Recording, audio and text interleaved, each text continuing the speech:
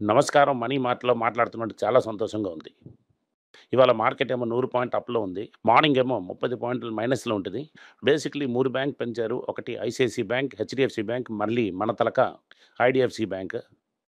ఇది ఈ 3 పెంచి మార్కెట్‌ని పెంచి ఉంచారు. ఇది చాలా రోజులు ఆగదు. ఈ 3 బ్యాంక్స్ ఎందుకు పెంచారు? ఐసీఐసీ బ్యాంక్ చాలా కాలం ముందు మనం అమెజాన్ కార్డ్ ఏసినప్పుడే కన్సిడర్ చేసాం. ఐడీఎఫ్‌సీ గురించి మనం మాట్లాడే అవసరం లేదు. రీసెంట్ టైమ్‌లో కన్సిడర్ చేసాం. ఈ 3 బ్యాంక్ అప్డేట్ ఇవ్వడం నా తలక కర్తవ్యం. ఐసీఐసీ ఏంటంటే నెట్ మార్జిన్ ఏమో 15% పెరిగింది. అయినా బ్యాంక్ తనకు కోర్ బిజినెస్ ఏమో అప్పిచ్చి ప్రాఫిట్ చేస్తానంటే సంతోషం ఇవ్వాలి. వాళ్ళేమో గవర్నమెంట్ బాండ్స్ చాలా ఎక్కువ ఉంచారు. ఎలక్ట్రిక్ ఇంజినీర్ ఒక ఆర్‌బీఐ గవర్నర్ ఉన్నవాళ్ళు రేట్ కట్ పన్నడంలో బాండ్ తలకు వాల్యూ పెరిగిపోయింది. 15% ప్రాఫిట్ పెంచారు ట్రెజరీ ఇన్‌కమ్‌లోని. ట్రెజరీ ఇన్‌కమ్ అంటే బాండ్ రీవాల్యుయేట్ చేసి ఇన్‌కమ్ పెంచారు. ఇదవుతుంది main reason. In fact net interest margin తగ్గింది. ప్రొవిజన్ కూడా పెరిగింది. దీనివల్ల లోన్ బుక్ అంత పెద్దగా పెరగలేదు. ఓవరాల్‌గా చూసామంటే చాలా మ్యూటెడ్‌గా ఉంది. ఆర్‌బీఐ చెప్పేసాం ఇంత లిక్విడిటీ ఇచ్చిన తర్వాత కూడా అప్పు ఎవరు తీసుకోవడం లేదని. ఓకే. దీనివల్లే 2% పెరిగింది. మార్కెట్‌లో 15% అప్ అనంగా టక్కని పెంచేశారు. ఎందుకు పెరిగింది అన్నది ఎవరు చూడలేదు. Next news good news HDFC bank. మనం రూ. 800కి ఒకసారి కన్సిడర్ చేసాం. 1:1 బోనస్. రూ. 400 దాని స్టాక్ వాల్యూ అయిపోయింది. థాంక్స్ బట్ నో థాంక్స్ అని చెప్పేసి ఈ బ్యాంక్‌లోనేమో 12% బ్యాంక్ ప్రాఫిట్ పెరిగింది. దీంట్లో 7,000 క్రోర్స్ లెస్ చేసేయండి. ఇది వన్ టైమ్ హెచ్‌టీబీ అమ్మిన ప్రాఫిట్ కాస్ట్ అది. అలాగే ఇంకొక అడ్జస్ట్‌మెంట్ ఎంట్రీ కూడా ఉంది. ఈ అడ్జస్ట్‌మెంట్ ఎంట్రీస్ అనే తీసేసామంటే పెద్దగా ప్రాఫిట్ గ్రోత్ కూడా లేదు. ఉన్నా కూడా బోనస్ ఆన్ ద ఖుషీలోని అంజరి డివిడెండ్‌లోని కూడా హెచ్‌టీబీ లిస్టింగ్‌లో వల్ల ఇది పెంచి ఉంచారు. లాంగ్ వే టు గో ఈ ప్రాబ్లమ్ అది సాల్వ్ అవ్వడానికే. ఎనీవే థాంక్స్ అంశిత్ బోనస్ ఏమో పాకెట్‌లో వెచ్చుకోవచ్చు. Next very important news IDFC bank. Morning ఏమో 2% డౌన్ ఉంటది. ఇప్పుడు 2% పెరిగింది. ఎందుకంటే వాన్‌వర్త్ థింకర్స్ 9.97% స్టేక్ తీసుకుంటా అని చెప్పారు. అదికి ఫెసా ఫండ్స్ కూడా ఇన్ఫ్యూజ్ చేస్తా అని చెప్పారు.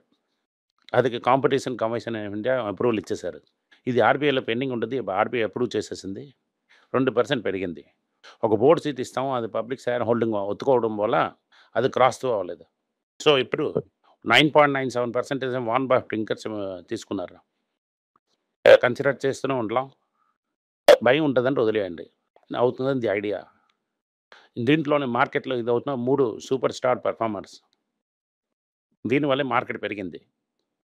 ఇప్పుడు బ్యాడ్ న్యూస్. ఇన్వెస్ట్‌మెంట్ బ్యాంక్‌లో మీరు ఇచ్చిన దీంట్లో ఎంత అవ్వలేదు. ఎలక్ట్రిక్ ఇంజినీర్ మళ్ళీ రిటర్న్ ఇచ్చేశారు.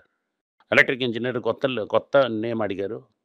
జూలై 31లోని కొత్త పేరు చేయాలని చెప్తున్నారు. అదంతా అవ్వదు. ఇదంతా ఓకే. సెప్టెంబర్ 30థ్ అవుతుంది లాస్ట్ వార్నింగ్. ఇదే డేట్. పుదు సీఈఓ, ఎండీ మీరు అపాయింట్ చేస్తారా? నేను అపాయింట్ చేస్తామని చెప్పారు. అడగకుండా అడిగారు ఎలక్ట్రిక్ ఇంజినీర్. దీనివల్ల టక్కని 3% పడిపోయింది ఇండస్ఇండ్ బ్యాంక్. ఇదవుతుంది మెయిన్‌లీ బ్యాంకింగ్ న్యూస్.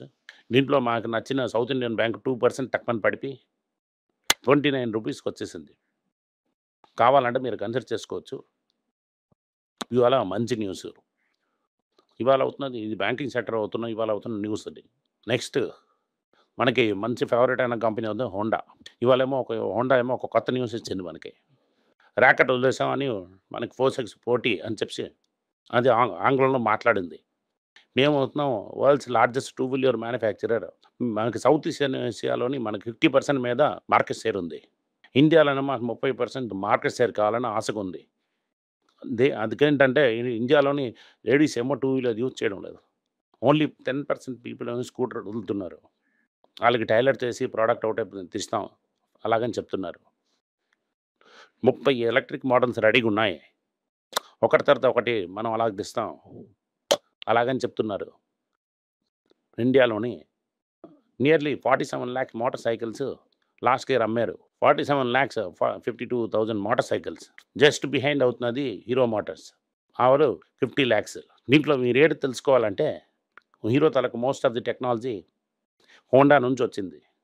అది హోండాది అని అనుకున్నారంటే అది 2 అమ్మేసరికి 9 లాక్స్ మీదకి వెళ్ళిపోయింది. మిగతా ఉన్న టీవీఎస్, బజాజ్ అన్నీ కలిపినా కూడా వాళ్ళకి పట్టకపోవడం అవ్వదు. అదవుతుంది పవర్ ఆఫ్ హోండా. దీనివల్ల హోండా మోటార్ కంపెనీ ప్రెసిడెంట్ చెప్పారు, ఇండియాలో 30%, గ్లోబల్లీ 50% టూ వీలర్ సోల్డ్ అని చెప్తున్నారు. అది కూడా హోండా కంపెనీ ఉండవు. దీంతో హోండా కంపెనీ ఒక న్యూస్. నిన్నే మీకు చెప్తున్నట్టుగా ఇవాళ బిజినెస్ స్టాండర్డ్ కూడా చెప్తున్నారు. హెంజిలీ ఫ్యామిలీ అని ఒకళ్ళేమో సెలాంతిస్ తలక లార్జెస్ట్ షేర్ హోల్డర్, క్రైస్లో వేల చేసి క్రియేటర్తో మర్జ్ చేసి ఫెలాంతిస్ అనే ఒక కంపెనీ ఉంచారు. ఈ బ్రిటిష్ మ్యాగజైన్ ఎకనామిక్స్ ఫర్ ఆల్దే ఇవోకో అనే ఒక ట్రక్ మేకర్ కూడా వాళ్ళు ఉంచారు. వాళ్ళ ఒక డిఫెన్స్ బిజినెస్ కూడా ఉంది. డిఫెన్స్ బిజినెస్ని వేరేగా అమ్మేస్తున్నారు. ఇవోకో యాంజలీ ఫ్యామిలీకి ఎక్కువ క్లోజ్ ఉన్నారు. రతన్ టాటా ఫెరారీ తెలక ఎక్కువ క్లోజు. ఫెరారీ అవుతున్నది వీళ్ళ తెల కంపెనీ. ఆల్ఫ్ రోమియో వీళ్ళ తెల కంపెనీ. పెద్దవాడు చనిపోయిన తర్వాత మొదటి తలక వీళ్ళు కరెక్ట్గా చదివారంటే వాళ్ళ తలక 2 ఫ్యామిలీ క్లోజ్ లింక్లో వాళ్ళు తెలుసు. మొదట ఇండియా ఫియట్ వచ్చినప్పుడు టాటా మోటార్స్ ఏమో కార్ అసెంబుల్ చేసి ఇచ్చారు. రంజన్ రోన్ అని ఒక ప్లేయర్ ప్లాంట్లోనేమో చాలా కాలం వరకు టాటా మోటార్స్ ఇంజిన్ చేస్తూనే ఉండేవారు. ఇదంతా ఎందుకు చెప్తున్నానంటే 2 పాత ఇది నేను ఇండికేట్ చేస్తున్నాను. ఇప్పుడు ఏం చెప్తున్నారంటే టాటాకి కమర్షియల్ వెహికల్ ఏమో ఇవాకో తీసుకుంటుందని న్యూస్ అవుతున్నది. కంఫర్ట్ ఫ్యాక్టర్ ఉంది. రేటు ముడిచానని డీల్ ముడిచిపోతుంది. రేటు లేదంటే డీల్ పోతుంది. దీంట్లో మనకేం తెలుస్తుందంటే కమర్షియల్ వెహికల్ ఏమో భయంకరంగా అగ్రెసివ్గా చంద్రశేఖర్ పుష్ చేస్తున్నారు. అలాగంది మనకు తెలివిగా తెలుసుకోవాలి. హోండా అయిపోయింది, మనకి టాటా మోటార్స్ కూడా వెళ్ళిపోయింది. మనం దాని తర్వాత డాక్టర్ రెడ్డి గురించి వెళ్తాం. డాక్టర్ రెడ్డికి ఏమో ఆంధ్రాలో ప్లాంట్ ఉంది. ఆంధ్ర ప్లాంట్లోని 7-8 అబ్జర్వేషన్స్ ఎఫ్డీఏ ఇచ్చారు. నార్మల్ ఇలాంటి అబ్జర్వేషన్ వచ్చిందంటే నిఫ్టీలో చూసి మార్కెట్లోనే దెబ్బతీస్తారు. ఇవాళ 0.5% తగ్గించారు. ఇదంతా స్మాల్ ప్రాబ్లమ్స్. ఇలాంటి పాత చాలా అబ్జర్వేషన్స్ డాక్టర్ రెడ్డి చూసింది. ఉఫ్ అని ఎగిరిపోతుంది అవండి. ఇవాళ జైడస్ లైఫ్ సైన్స్ టక్మని పెరిగింది. ఎందుకంటే వాళ్ళ తలకు ఒక క్యాన్సర్ డ్రగ్ అమెరికాలో మీరు మార్కెట్ చేయొచ్చు. అలాగనే అప్రూవల్ వచ్చింది. ఈ రిలయన్స్ జియో ఏమో అజియో ఒక ప్రోడక్ట్ ఫెయిల్యూర్ కంపెనీ. కొత్తగా ఏం చెప్తున్నారంటే చార్ సిటీలో 4 అవర్స్లో డెలివరీ ఇస్తాం అలాగని చెప్తున్నారు. ఈ 4 అవర్స్ డెలివరీ ఎలాగ పనిచేస్తుందని వెయిట్ చేసి చూద్దాం. ఈ 4 అవర్స్ యూఎస్లోని ఏం చేస్తారన్నది నాకు సందేహం ఉంది. ఏదో ఒకటి చెయ్యాలని చూసి తిరుగుతూనే ఉంది. ఇది వెళ్ళి ఎక్కడికి ఆగుతుంది అన్నది ఎవరికి తెలియదు. దీని తర్వాత యూరోపియన్ యూనియన్ ఆల్రెడీ నైరాని శాంక్షన్ చేసేసారు. నైరా అంటే ఏంటంటే ఇండియాలో ఎస్ఆర్ తరగ రిఫైనరీ పెదనాన్న రాసన్ సాఫ్ట్వేర్ కంపెనీ నైరాకి అమ్మిసి చేసి డీల్ చేశారు. రాసన్ సాఫ్ట్ అనేది ఒక రష్యన్ ఆయిల్ కంపెనీ.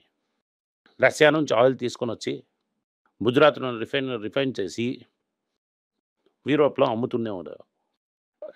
దాని మీద వాళ్ళ మీద శాంక్షన్ తీసుకుని వచ్చాడు. ఇండియా మీద కూడా శాంక్షన్ వచ్చేసింది. ఇండియా తలక డిప్లొమాట్స్ అక్కడికి వెళ్ళి తిరుగుతూనే ఉన్నారు. అది అమ్మి తిరిగినా కూడా శాంక్షనే. ఇప్పుడు అక్కడ ఏంటవుతుందంటే మన పెద్దనాన్న తలక ఫ్రెండ్ ఏవన్ కూడా వెళ్ళి రష్యన్ ఆయిల్ తీసుకొని చీపా కొని యూరోప్లో అమ్మేసి జాలీగా ఉండేవారు. యూరోపియన్ యూనియన్ ఏం చెప్పిందంటే నెక్స్ట్ శాంక్షన్ ఏమో A1 కని చెప్పేశారు. రిలయన్స్ ఇవాల్యుయేట్ చేస్తున్నాం, వాళ్ళు పెద్దకెళ్ళి అమెరికాలోని మంచి చేసాం అలా చెప్పినా కూడా శాంక్షన్ దానివల్ల మీకు టైం ఇచ్చాం, 50 డేస్లో రష్యాను కొంటుందని ఆపేయాలి. ఇప్పుడు రిలయన్స్ అమ్ముతున్నారా లేకపోతే రష్యాను తీసుకుంటారా? అమెరికన్ పెద్దగా ఏంటన్నారంటే అన్ని గిఫ్ట్కి థ్యాంక్స్, పుటిన్ నా తలక చెప్పిన న్యూస్ వినలేదు, వాళ్ళ మీద శాంక్షన్ చేస్తున్నాను అని అంటున్నారు. మీరందరూ మా మీద కోఆపరేట్ చేస్తారని అనుకుంటున్నాను అలాగే చెప్తున్నారు. ఇప్పుడేమో A1 ఏం చేయాలని తెలియకుండా తిరుగుతూనే ఉన్నారు. దాంట్లో మీకేమో ఒక గుడ్ న్యూస్ నేను మళ్ళీ చెప్తున్నాను.